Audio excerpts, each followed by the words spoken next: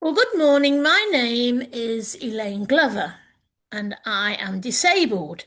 2015, I came back from Kenya and I had cerebral malaria, which is basically parasites from the mosquito. Doesn't always go to the liver, sometimes it goes to the brain, which is what happened to me. And I had just come back from Kenya. I'd been ill for quite a while. I must have had it for a while. But I collapsed in Adrian, my husband's house, and he had to get the paramedics. And they discovered after a long time, because they didn't know what it was, that I had cerebral malaria, which is something falciparum. I can't remember that word. But I completely collapsed. I wasn't with it, and I was unconscious for about 3 or 4 days.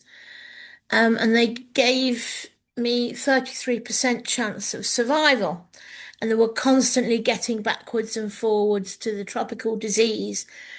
And one day I just felt God breathe life into me.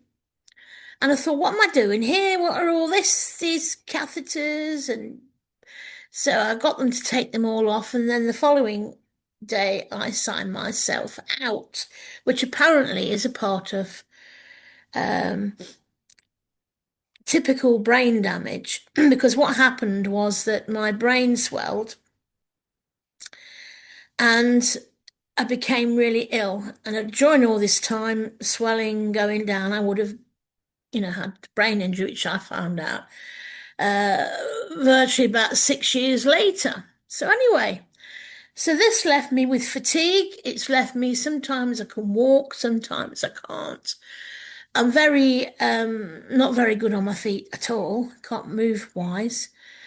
Um, and so now with diabetes as well, and other issues. I've got arthritis badly in my knees and elbows and shoulders through being a antique dealer stripping furniture in all weathers for 19 years and having falls. So I can walk, but I can't walk very well up steps.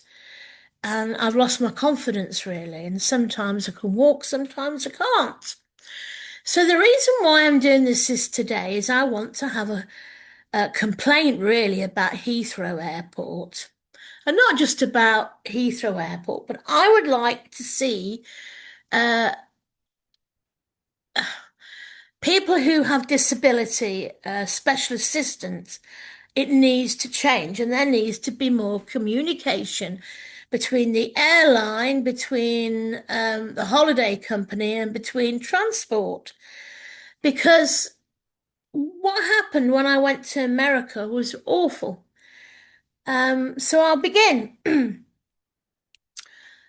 We arrived on the coach, and obviously they take our baggage off. There's quite a bit because we're off to America for 2 weeks. My husband also is disabled because he has very high blood pressure at times, although over the last 6 months it's been reduced by tablets. He's far better now, so it's just normal. But also he had an accident when a breeze block fell on his pelvis. So he has a bad back. He can walk, but with all the baggage and luggage and walking for a long way, he can't cope with it anymore because I'm 64 and he's now almost 66. So he arrived from the coach with all this luggage. I didn't know what to do with it really. I managed to get a trolley. But then we had to walk into the airport, and you had to go through one bit that takes you to a different section, which is where we were going to fly from, and we had to go on an escalator. Well, can you imagine what it's like, disabled, with your luggage on an escalator that's going really fast? I couldn't cope with it. I would have felt, I was really upset. I couldn't cope with it. And I had to get off and walk because I couldn't stand being on this really very fast escalator. I mean, normally when I was able-bodied, it'd be fantastic, but not when you're disabled. It was causing me to feel distressed because I couldn't cope with going. I couldn't. I couldn't walk fast, and carrying bits of luggage makes it even worse. So by the time I got to where you had to get your, I can't think of the word either because I've got brain injury. Your card, I can't think of what it is. And I couldn't get any assistance at all until I got to the desk of Virgin Holidays. Now, I thought Virgin would be fantastic. Richard Branson, lovely plane. You'd probably get really nice food and all the rest of it because it's Richard Branson. That's, how I've always thought of it. But still can't think of the word. Boarding card, that's it. It's a boarding card. I couldn't get any assistance until I got my boarding card with Virgin Airways. So I pointed a question out. Am I only disabled when I get my boarding pass? Because I'm disabled all the time, every 24 hours, every minute of the day.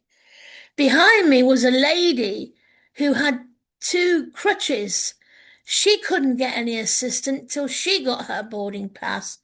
And I felt really distressed for that lady as well, because wherever I've been before in a different airport, I've gone to the assistance desk. They put you in a wheelchair and they take you through to where you take your luggage and they give you a boarding pass.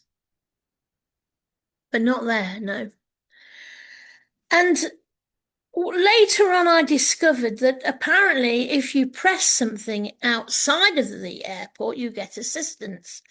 But there's no communication because I wasn't told that by the company I went to America with or the airways or anything. They just ask you, can you walk up steps and different questions. They don't say to press a bell when you arrive and then you'll get assisted passage. And that is what we wanted, both of us. Instead of that, we had to really struggle on this blimmin' escalator, walking up to this Virgin Airways desk, and then after we'd gone through all that, then get assisted passage. Well, that's wrong. So this is the first thing, that Heathrow Airport or any airport needs to contact the holiday company and also the coaches, Special National Express or whatever it is, to say that for assisted passengers, go to so-and-so and press the button and then you'll get assistance. Had I have known that, I wouldn't have nearly been in tears going up this blimmin' escalator. So the next thing is you go into your you go into your wheelchair, and Adrian did because we've got a lot of thing, and he can't cope now. He's older, and as I say, he's got backache from an injury to his pelvis that caused him a lot of damage. So off we go then. We go through to check-in. And then they put us into an area for assisted passengers. So we've got all our luggage. Obviously, the biggest of the cases went in the hold under the plane. But we've got, four or five pieces of baggage which are heavy. I'm diabetic, so I do take with me some food in case. Well, I don't have any issues, but if it's a long flight, I take my own food if I need to.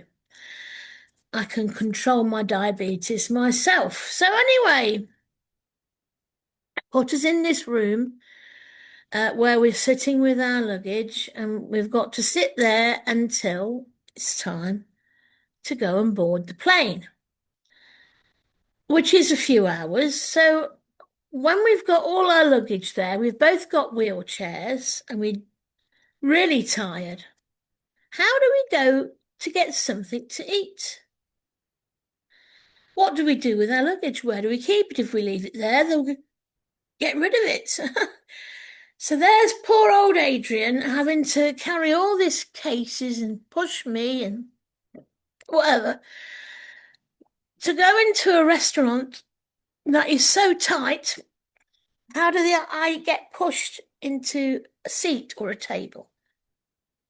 Very difficult. And passengers aren't bothered. They're more really concerned about themselves.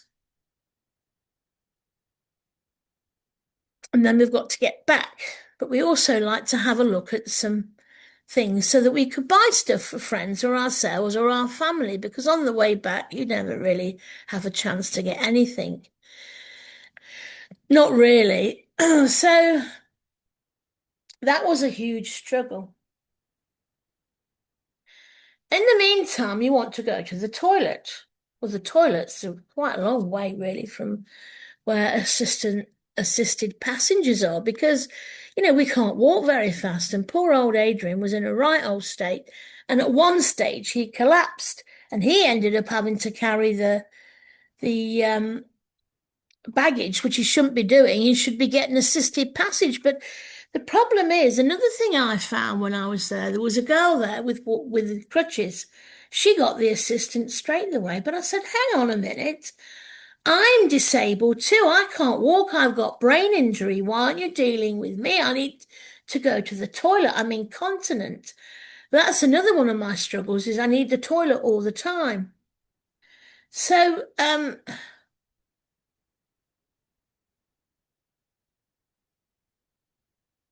anyway, I was horrified. Poor old Adrian on the floor. And he's had accidents on motorbikes, and he's got brain injury of a sort as well, because it does affect you. And I was flabbergasted at the way we were being treated, because why can't assisted passenger area have their own cafe? They won't need to go up then and go into restaurants where you can't have a wheelchair and it's all squashed and whatever. Why can't assisted passenger area have toilets next to it or in it? Because that would make the whole solution so much better. Because you can't carry around all your luggage when you're both disabled. And even if you aren't, it's a struggle. And the people who are with assisted passage in that specific whatever really aren't clued up at all. I mean, do they ever have in their training, do they ever go in a wheelchair and see what it's like? Because that's the only way they'll understand is when they have to, and people talk over you, people don't talk at you, they talk over you, they don't include you in conversations.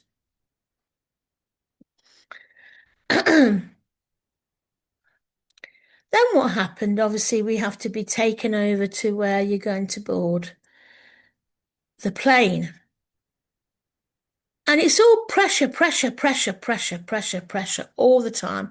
We didn't need to go up anything on the way there. We had to go, one of those things. Well, it's quite a long walk to the plane.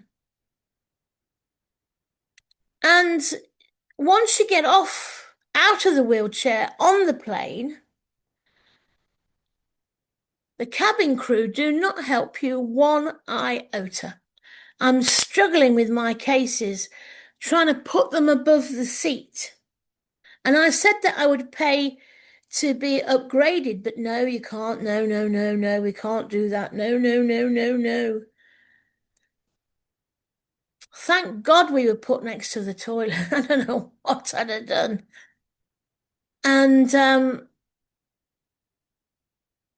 I didn't like the food, and I did like the films. They were brilliant. They were fantastic, the films, but the food was terrible.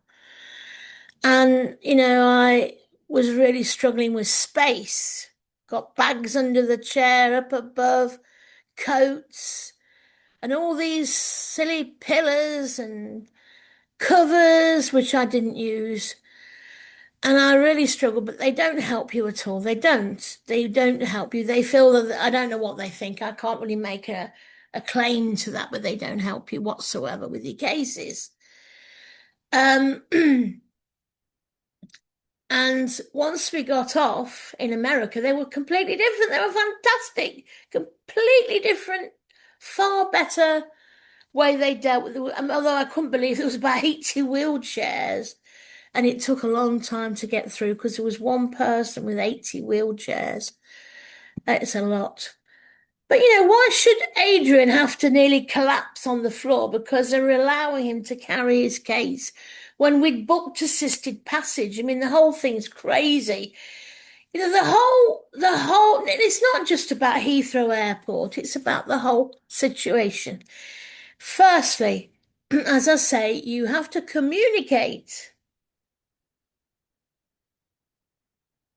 Heathrow, or whether it's Heathrow, Luton, or whatever, they need to communicate with the holiday company and say, when you get off the coach, if you press a button, wherever it was, you will have assistance with your passage. That would be a huge, huge thing to save people on this silly fast escalator with the baggage and they can't walk, or the wheelchair, and it's just terrible. And also, we need assisted passage before we get to the desk, because you just cannot get any assisted passage until you get your boarding card, apparently. That's what we discovered. And it wasn't just me, it was other disabled people.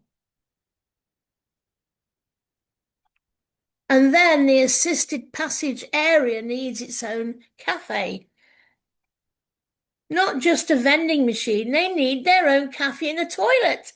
Make it a property comparted thing for assisted passage, and it would save so much. And also a place where we could buy duty free, because it's absolutely a nightmare. Even if you're in a wheelchair, pushing your wheelchair, looking around, bumping into things, people don't talk to you, people talk over you.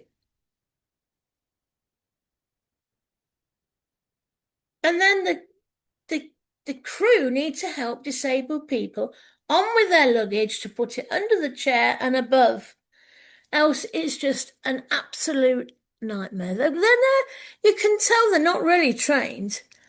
And it's so important because at some point everybody will have a disability, or when they get older, a disability, or if they've had an accident.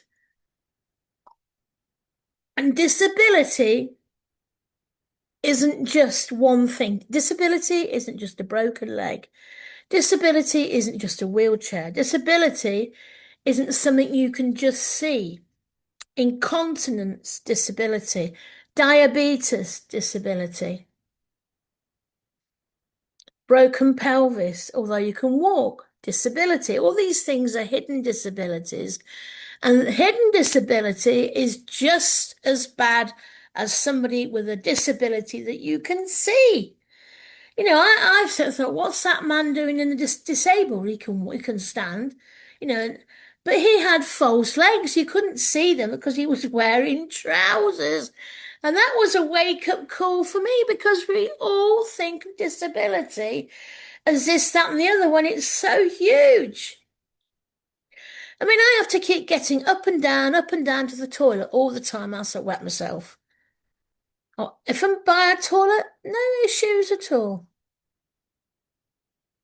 But as I say, the aircraft crew need to be more helpful and not so snotty, because some of them are very helpful in some companies, but some of them are very, very snotty and they don't want to help you. And on the way back to England, it wasn't as bad because the lady did change somebody else and said, is it okay? Would you like to have 3 seats there rather than one, so that this couple can have a little bit more room? And they were fine. And if they said no, it wouldn't have mattered. But the fact that she did that showed that she was a much more mature cabin member of crew in her mind, not just age, it's to do with your mind and how you deal with things. One girl had crutches, and they put her in a place where she could put her feet up because she couldn't move. But this is not or happening all the time. Just depend on the cabin crew, their experience, their maturity, their exposure to accessibility. Now, coming from America to England through the American airport, the same thing occurred with Richard Branson's Virgin Atlantic. Because we couldn't get any assistance till we got the boarding pass. Adrian collapsed on the floor again. He was exhausted. And I said to the man, look, disability isn't just when you get a boarding pass. Disability is all the time, and we need help. And I was making it, well, I wasn't going overboard as such, but I was making a bit of a noise. So this man came over and he went and sorted it out. And he put our overhead luggage in the airplane and he put it on the holding part of the plane so we didn't have to carry it on board. And he took us right to where you had to get on the plane. And the people were amazing. They were so different. And on the way, as I said, the cabin crew were far more aware of disability, which made a huge difference. And it does. And so this is why I made this little video, and I'm hoping that people from Heathrow Airport, disability assistance, watch it, because I'm telling you the difficulties of being a disabled person. You cannot expect a person just to get assistance when they get their boarding pass. That's absolutely crazy.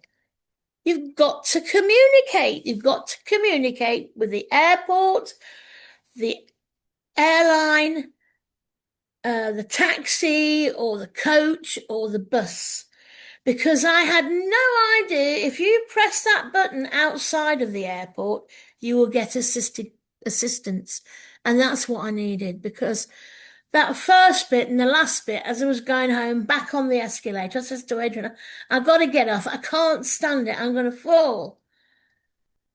And if you just did some of these simplistic things, make the assisted area have a cafe, have a toilet, and some things that we could buy from duty free, that would make a huge difference. And you'd probably find that people will spend more.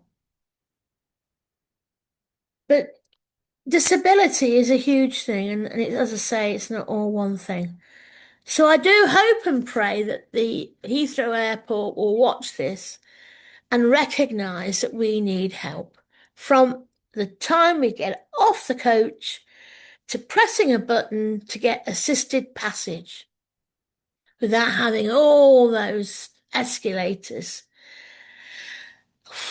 And there's no point filling in forms, there's no point filling in anything, because you come back with a load of nonsense. Oh, we've not seen you on our camera. Oh, we've not seen you. What time was it? I said, it's all the time. All the time. And the thing is, some of these people at the airport are so snobby. They don't want to help you at all. They don't know what they're doing. They don't know how to handle situations. And it's about time that you all had a bigger and better assistance at the airport and all work together.